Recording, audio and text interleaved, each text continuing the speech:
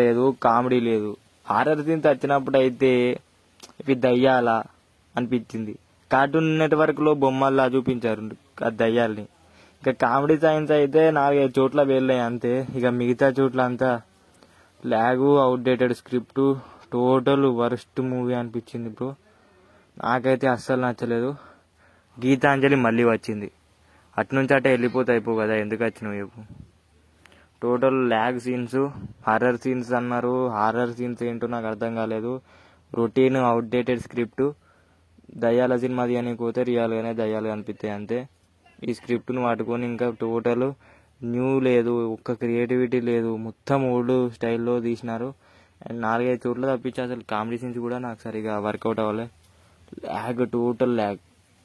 Wish మీరు ఈ cinema చూసే బదులు ఏదైనా జెమినీ టీవీలో ఓల్డ్ మూవీ వచ్చి దాన్ని చూసుకునేది బెటర్. ఒక కాంచనాను అలాంటివి మళ్ళీ ఇంకోసారి చూసుకొని సపరేట్ ఇంట్లో ఉండండి. కానీ ఇలాంటి చెత్త సినిమాలకు మాత్రం అస్సలు వెళ్ళొద్దని